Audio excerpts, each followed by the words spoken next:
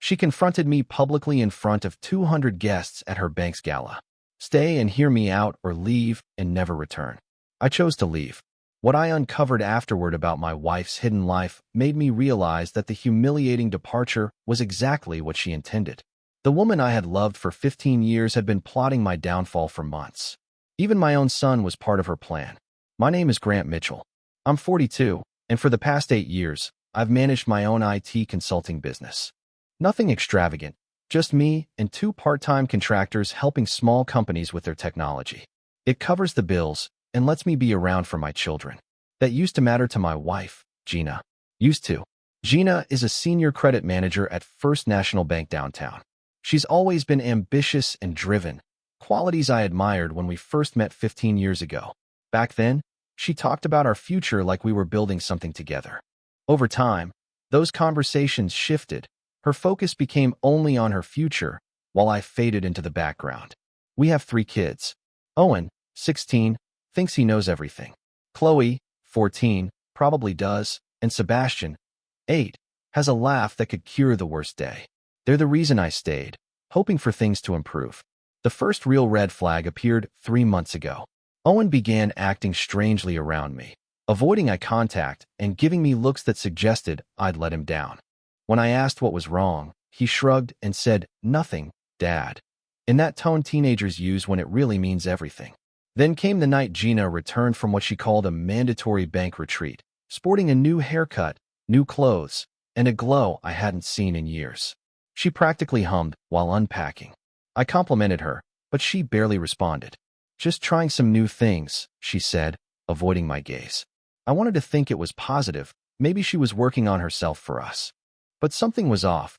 The way she carried herself hinted at a secret making her feel powerful. The breaking point hit last Tuesday morning. Sebastian had another episode, wetting the bed and crying about monsters in his dreams. He'd been struggling ever since Gina started working late each night. When I mentioned it to her, she brushed it off. "He's just going through a phase," she said, checking her phone for the 3rd time in 5 minutes. "Kids are resilient. He's 8, Grant. He needs his mom." That's when I saw it in her eyes, a cold, calculating look. "Maybe he needs a father who doesn't coddle him so much," she said. It felt like a slap. I've always been the one up with sick kids, attending conferences, coaching Little League. Yet, apparently, I was the problem. That night, I found her in the garage, quietly talking on her phone. She didn't notice me at first, laughing in a way she hadn't with me in years. "I know," she said, "but it won't be much longer. Trust me." When she saw me, she ended the call quickly. "Work stuff," she said, cheeks flushed. I nodded and went back inside. But something had shifted. The foundation of our life felt like it was crumbling. I didn't know how to stop it. What I didn't realize was that it had already fallen. I was simply the last to notice. The invitation arrived via email on Thursday morning. First National Bank Annual Client Appreciation Gala. Join us for an evening of celebration. What caught my eye was not the elegant wording, but a personal note from Gina at the bottom. "Grant, please come. I have something important to share with everyone. Not with me privately, not with our family first. With everyone." I should have trusted my instincts and stayed home, but curiosity got the better of me. Maybe this was her way of reconnecting, including me in her professional life. The gala was at Riverside Convention Center, all chandeliers and marble. I felt out of place in my suit, which suddenly seemed outdated compared to the designer outfits around me. Gina looked stunning in a red gown I hadn't seen before, mingling with colleagues and clients like she owned the place. "Grant Mitchell," she called when she spotted me, her voice cutting across the room. "Everyone, meet my husband." The word husband sounded like a title, as if she were announcing a resignation. She led me to the front where a small stage was set. My stomach churned as she grabbed the microphone. "Ladies and gentlemen," Gina began, calm and steady. "Tonight is more than celebrating our bank's success. It's about honesty, being true to ourselves and the people in our lives." I felt like I was watching a crash in slow motion. "I've been living a lie," she continued, locking eyes with me from the crowd. "Pretending to be someone I'm not. Staying in a situation that no longer serves either of us." The room fell silent. Dozens of eyes were on me, waiting. "Grant," she said, addressing me directly, "I'm giving you a choice, right here, right now, in front of everyone. You can stay and hear me out or walk away. But if you leave, it's forever. Time felt like it stopped. This woman I had loved for 15 years, the mother of my children, was presenting me with a public ultimatum, as if I were some negotiable asset that needed resolving. I glanced around the room at all these strangers witnessing my marriage unravel, like some sort of theatrical show. Then I looked back at Gina, standing there with that cold, assured confidence, waiting for me to beg, plead, or throw a scene. Instead, I reached into my pocket, pulled out my car keys, letting them catch the light, and held them up. I choose option 2, I declared, loud enough for everyone to hear. Then I turned and walked out, leaving Gina on the stage with her ultimatum and audience. I didn't realize it yet, but that was the smartest choice I'd made in months.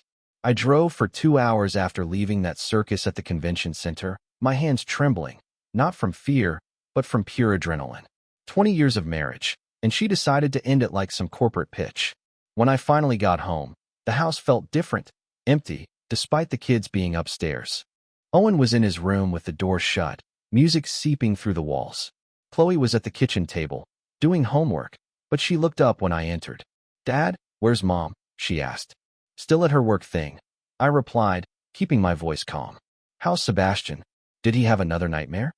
"He's been asking for you." I found my youngest curled up in bed, softly whimpering. When he saw me, he reached out. "Daddy, the monsters came back." "It's okay, buddy. Daddy's here now," I whispered. As I held him, my phone buzzed. A text from an unknown number. "You need to see this. Check your email." I waited until Sebastian fell asleep, then went to my home office. The email contained a video file, no message, just a timestamp from earlier that evening. I hesitated before clicking play. Some doors, once opened, can never close again. The video revealed Gina in what appeared to be a hotel room, still in that red dress. But she wasn't alone. A man I recognized, Derek Hoffman, one of the bank's investment advisors, was with her. They were intimate, whispering to each other, and I caught fragments of their conversation. "He did exactly what you said he would," Gina said, laughing. "Walked right out like a whipped dog," Derek replied. "Phase 1 complete. Now we move on to the legal part. The kids won't be an issue. Owen's already on my side. He knows his father is a loser." I stopped the video. My own son had turned against me under his mother's influence. But there was more. Bank documents scattered across the hotel bed, our joint account statements, even papers about our house. They weren't just planning an affair, they were plotting my complete financial ruin. I copied everything to a secure drive and deleted the email. Tomorrow, I'd figure out who sent it and why. Tonight, I needed to absorb the fact that the woman I loved had been systematically dismantling our family for months. The worst part wasn't the betrayal. It was realizing that Sebastian's nightmares, Owen's attitude, even Chloe's worried looks, they had all been warning me, and I had been too blind to notice. I wasn't blind anymore. The next morning, I called in sick and drove to the one place where I could think clearly, my friend Finn's auto shop. We'd been friends since high school, and his garage had always been my refuge when life got complicated. "You look terrible," Finn said, wiping grease from his hands as I walked in. I told him everything. The gala, the video, the financial documents. Finn listened silently, occasionally nodding or shaking his head. "Man, that's heavy," he said when I finished. "What are you going to do?" Before I could respond, his phone rang. He glanced at it, and his expression shifted. "I need to take this," he said, stepping outside. Through the garage window, I could see him gesturing and talking animatedly. Something about his body language felt off, though I couldn't tell what. When he returned, he seemed different, more tense. "Look, Grant," he said, avoiding my eyes. "Maybe you should just let it go. Divorce happens. Don't make it messy. Let it go. Finn, she's been plotting this for months. She's turned my own son against me." "Sometimes people drift apart," he said, his words sounding almost rehearsed. "Maybe it's better to move on quietly." That's when it hit me. The phone call, the sudden change in his attitude, the way he kept checking his phone. "How long?" I asked. "How long have you been talking to her?" Finn went pale. "Grant, it's not what you think." "Then tell me what it is." He sighed. "She approached me last month. Said you were having problems she was concerned about. She just wanted to make sure you had support and offered you what in return?" Finn stared at the floor. "My shop's been struggling," he said. "She suggested the bank could help with refinancing, Maybe extend my loan terms. That was my best friend, bought and paid for, being manipulated. Get out, I said quietly. Grant, please, get out of my sight before we do something we'll both regret, he warned. As I drove away from Finn's shop, the magnitude of Gina's plan hit me. She hadn't just been planning to leave me. She'd been isolating me, turning my support system against me. But she made one critical error. She assumed I'd just surrender. Time to prove her wrong. When I walked into the coffee shop on 5th Street, I immediately spotted Iris Pute. Gina's younger sister looked just like her, only without that cold, calculating expression. Iris had texted me the night before, "We need to talk." "Come alone, Grant." I sat across from her. "Thanks for coming. I wasn't sure you'd help me," I said. "You and Gina haven't exactly been close recently," I added. Iris laughed bitterly.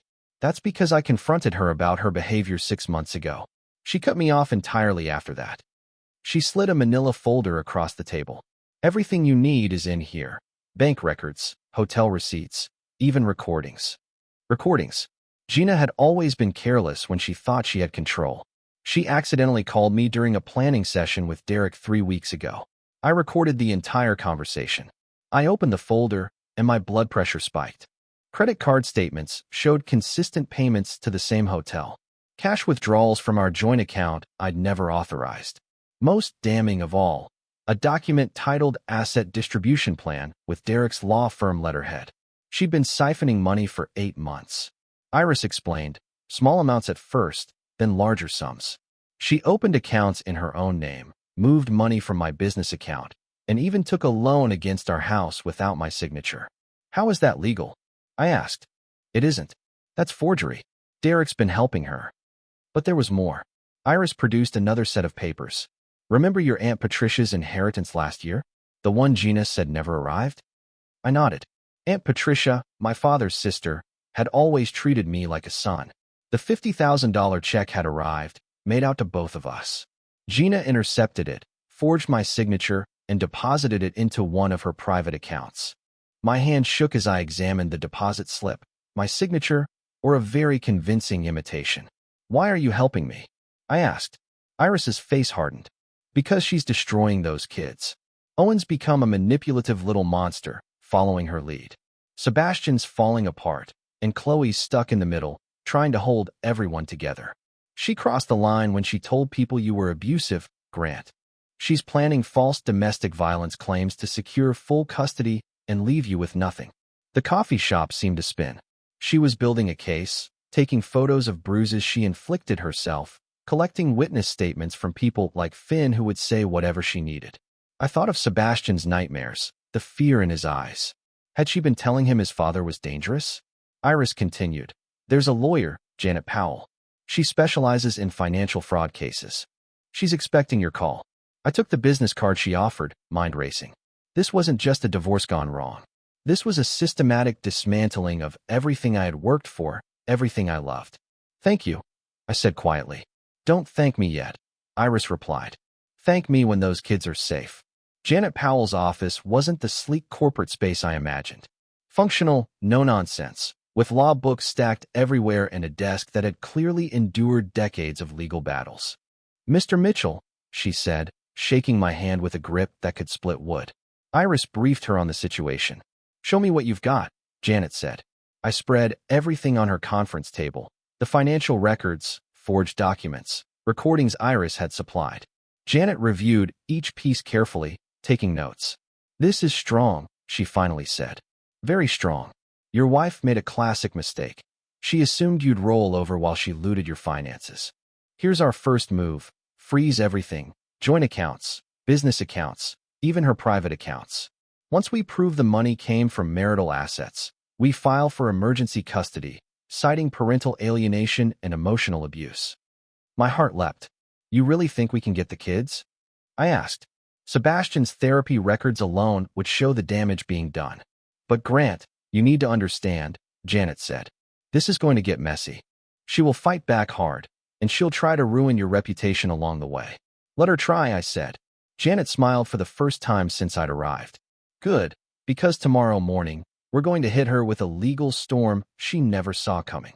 The next 18 hours blurred into paperwork, affidavits, and strategy sessions. Janet worked with the precision of a surgeon and the ruthlessness of a general. By Thursday morning, we were ready. At exactly 9 a.m., a process server entered First National Bank and handed Gina a stack of documents while she was leading a client meeting. Emergency injunction freezing all assets, petition for full custody, and the ultimate weapon, criminal fraud charges filed with the district attorney. My phone started ringing 10 minutes later. Grant, what the hell do you think you're doing? Gina's voice was sharp and panicked. Why didn't you fight back months ago? You can't prove any of this. Actually, I can, I said. Every forged signature, every fraudulent transfer, every lie you told. I have it all, Gina, including the recording of you plotting my downfall. Silence stretched on the other end for a long moment. The kids will never forgive you for this, she finally said. The kids will see what integrity looks like, I replied.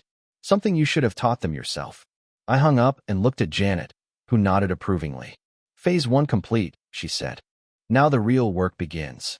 The custody hearing was set for Thursday morning, but Wednesday night brought an unexpected visitor. Chloe knocked on my temporary apartment door at 9 p.m., her eyes red from crying. Dad, I need to tell you something, she said as I let her in. What is it, sweetheart? I asked. Mom's been coaching Owen. She's telling him lies about you, saying you've been holding our family back, that you're not ambitious enough for her anymore. I sat beside my daughter on the couch. What kind of lies? She said you were jealous of her success, trying to sabotage her career. She even showed him fake texts supposedly from you, threatening her. My blood ran cold. Fake messages.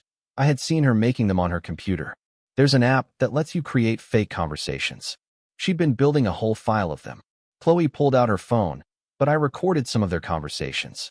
I wasn't spying, but they were in the kitchen while I was nearby doing homework. The recordings were damning. Gina's voice was clear. Owen, when the judge asks who you want to live with, say me. Your father's not stable. He drinks too much and stays out late. Owen's reply broke my heart. But Dad doesn't drink, Mom. You don't see what happens when you're asleep. Trust me, honey, I'm protecting you and your siblings. I hugged Chloe tightly. You're incredibly brave for telling me this. There's more, Dad. Sebastian keeps asking about the monsters in his dreams. They all look like the man Mom's been bringing around. Derek. She had been traumatizing our 8-year-old by exposing him to her affair partner. What about Owen? Is he really on her side? Chloe shook her head. He's confused and scared. Mom promised him a car and college money if he supported her story. But last night, I heard him crying in his room. I think he knows it's wrong. The next morning at the courthouse, I watched Gina walk in with Derek and her attorney, dressed conservatively, playing the victim flawlessly. But I had something she didn't expect. When the judge called the first witness, Janet stood. Your Honor, we'd like to call Chloe Mitchell to testify. Gina's face went pale. She whispered frantically to her lawyer, but it was too late. Chloe walked to the stand with the composure of someone twice her age, answering every question honestly, clearly, and devastatingly. The recordings she had made were admitted as evidence. When she described her mother creating fake text messages, even Gina's attorney looked defeated. And what would you like to happen, Chloe? The judge asked gently. I want to live with my dad, Your Honor. He's been taking care of us while Mom planned her new life. Sebastian needs him, and honestly, so do I. When court recessed for lunch, Owen approached me in the hallway. His face was streaked with tears. Dad, I'm sorry. I didn't want to lie, but she said you might go to jail if I didn't help her. I pulled my son into a hug that felt like it lasted forever. It's okay, Owen. You were trying to protect the family. That's what good men do. That afternoon, Owen took the stand and told the truth about the coaching, the bribes, and the fear his mother had instilled in him. By the time he finished, even the court reporter had tears in her eyes. The judge's ruling was swift and decisive. Temporary full custody to the father, with supervised visitation for the mother, pending further investigation into allegations of parental alienation and fraud. As we left the courthouse together, all 3 of my children by my side, I felt something I hadn't experienced in months, wholeness. Dad, Sebastian said, tugging at my jacket. Are the monsters gone now? I looked down at my youngest, thinking about the real monster we had just defeated in court. Yeah, buddy, the monsters are gone. 3 weeks after the custody hearing, the criminal trial began. Janet had warned me that Gina would fight back hard, but she had underestimated how thoroughly we had documented her crimes. The prosecution presented a devastating case: forged signatures, fraudulent transfers, identity theft, and a conspiracy with Derek to commit financial fraud. The recordings Iris provided painted a picture of two people systematically planning to ruin an innocent man's life. Derek, faced with his own charges, had already flipped. "She approached me 8 months ago," he testified. "She said her husband was an obstacle to her happiness and asked for my help removing him. We started with small financial moves, then escalated to forgery and fraud." "And the domestic violence allegations?" the prosecutor asked. "Those were her idea," Derek replied. "If we could make him look dangerous, she could get everything in the divorce while he was discredited and unable to fight back." When Gina took the stand to defend herself, she tried to portray herself as the victim of an abusive marriage, but the evidence was overwhelming, and her story collapsed under cross-examination. "Mrs. Mitchell," Janet said, "you testified you feared for your safety. Yet, you brought your alleged co-conspirator to your family home multiple times, exposing your children to him. Does that sound like the behavior of a fearful woman?" Gina's composure finally shattered. "You don't understand. I built that life. I earned that money. He was just holding me back." "So you decided to steal $50,000 from your deceased aunt's inheritance? That money should have been mine anyway." The jury deliberated less than 2 hours. Guilty on all counts. At sentencing, the judge was unusually direct. "Mrs. Mitchell, you didn't just commit financial crimes. You attempted to destroy a family, traumatized children, and framed an innocent man. This court sentences you to 5 years in state prison, with full restitution." As the bailiff led Gina away in handcuffs, she glared at me with pure hatred. I felt only pity. She had had everything: a loving husband, beautiful children, a good life, and threw it all away for money and excitement. 6 months later, I was sitting on the porch of our house now, since Gina had forfeited her rights, watching Sebastian play in the yard. His nightmares were gone, and his laughter was the most beautiful sound. Owen had started his senior year with renewed confidence, and Chloe was already talking about studying law. Inspired by our fight for justice, Iris visited regularly, and slowly, carefully, I had started dating again. Nothing serious yet, but the possibility of love felt real. The business was thriving, especially after local news covered our case. People respected a man who stood up for his family and fought for what was right. Watching my children play, I thought about that night at the gala when Gina gave me her ultimatum. She had been so certain I would crumble, take her abuse, and walk away quietly. She was wrong, except for one thing. I had walked away from her forever, taking my children, my dignity, and my future with me. Sometimes, the best revenge is simply living well. 18 months after the trial ended, I found myself in Dr. Sarah Chin's office with all 3 of my children. Family therapy had been court-mandated initially, but we continued voluntarily because it genuinely helped us heal together. "Grant," Dr. Chin said, "how do you feel about the progress your family has made?" I looked at my kids. Owen was now a freshman at State University on a partial scholarship studying business, a young man I was immensely proud of, someone who had learned from his mother's manipulation and chosen integrity. Chloe was a junior in high school, president of the debate team, already talking about law school. Sebastian, my youngest, was just a normal 10-year-old who loved baseball and video games and hadn't had a nightmare in over a year. "We're stronger than ever," I said. Honestly, the business is thriving too.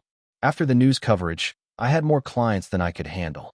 I'd hired 2 full-time employees and was considering opening a second location. But the biggest change was personal. 6 months ago, I married Iris in a small ceremony at the house. The kids walked her down the aisle, and Sebastian was a ring bearer. It felt right in a way my first marriage never had, built on honesty, mutual respect, and genuine love. "Dad," Owen said during our session, "I want to apologize again for believing Mom's lies about you." "Son, you don't need to keep apologizing. You were 17, and your mother was a master manipulator. What matters is that you learned from it." "I did learn something," he continued. "I learned what real strength looks like. It's not about winning at any cost. It's about doing the right thing, even when it's hard." Dr. Chin smiled. "That's a very mature perspective, Owen." After the session, we visited the cemetery where Aunt Patricia was buried. I had a proper headstone installed with the recovered inheritance, and we visited every few months. Tell us about Aunt Patricia again, Sebastian asked as we placed flowers on her grave. She was one of the strongest people I ever knew, I said. She worked 2 jobs to put herself through nursing school, never married because she was too independent, and always stood up for what was right. She would have loved seeing you kids grow up. That evening, as I tucked Sebastian into bed, he asked something that caught me off guard. Dad, do you think Mom will ever get better? I chose my words carefully. Gina was serving her sentence in a minimum security facility 3 hours away. She'd written letters to the kids a few times, but they were manipulative attempts to gain sympathy, not real apologies. I hope so, buddy. But sometimes people make choices that hurt others, and they have to live with the consequences. Will you ever forgive her? I already have, I said, and realized it was true. Not because she deserves it, but because holding on to anger would hurt us more than it would hurt her. As I turned off his light, Sebastian murmured sleepily, I'm glad you're my dad. Those words meant more to me than any business success or legal victory ever could. Walking downstairs, I found Iris reading on the couch. I sat beside her. Good day? She asked, curling up against me. Very good day, I replied, thinking about how far we'd come. We'd been through hell and emerged stronger, not because we sought revenge, but because we chose truth, integrity, and love over fear and manipulation. That was a victory worth fighting for. 5 years later, I stood in the same Riverside Convention Center where this nightmare had begun, but this time, it was for Owen's college graduation party. He'd finished his business degree with honors and had already been accepted to law school. The irony wasn't lost on me. We were celebrating in the same ballroom where Gina had tried to humiliate me. Dad, Owen said during his speech to family and friends, I want to thank the man who taught me that real strength isn't about winning at any cost. It's about standing up for what's right, even when everyone's watching and expecting you to fail. The applause was warm, filled with people who had watched our family rebuild from the ground up. Chloe was now a first-year law student, following in Janet Powell's footsteps. She had interned at Janet's firm the previous summer and had already helped several families in similar situations. Sebastian was 13, captain of his middle school baseball team, and the kind of kid who stood up for younger students facing bullying. The business had grown beyond my dreams. Strickland IT Solutions now had offices in 3 cities and employed 22 people. More importantly, we established a scholarship fund for children of single-parent families, kids who had faced trauma and needed support to build better futures. Grant, Iris said, joining me on the balcony overlooking the party, what are you thinking about? Just remembering that night 5 years ago when I walked out of here. I thought my life was over. And now I look at this party, my children successful and happy, my wife the mother they deserve, friends and employees who respect what we built. Now I realize it was only the beginning. Iris smiled and handed me an envelope. This came in the mail today. You might want to read it privately first. The return address made my stomach tighten. It was from Gina. I opened it carefully. Grant, the letter began. I know I have no right to contact you after everything I did. The therapy program here has helped me understand how sick I was, how my need for control and status destroyed the best thing I ever had. I'm not asking for forgiveness. I know I don't deserve it. I'm not asking to see the kids.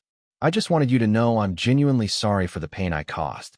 And I'm proud of the man you've always been and continue to be as a father. Take care of our children. Love them enough for both of us. Gina. I folded the letter and put it in my pocket. Maybe she was sincere. Maybe it was another manipulation. It didn't matter. Our lives had moved beyond her influence. Everything okay? Iris asked. Everything's perfect, I said, and meant it. Later that night, after the last guest had left, I sat in my home office updating the scholarship fund records. In 5 years, we had helped send 43 kids to college. Kids who might have been lost in the system, now given the chance to build better lives. I thought about that scared, confused man who had walked out of the convention center 5 years ago, unsure if he'd ever see his children again. He had made the right choice that night, even without knowing the outcome. Sometimes the strongest thing you can do is refuse to play someone else's game. Sometimes walking away is the first step towards something better. And sometimes, just sometimes, the good guys really do win in the end.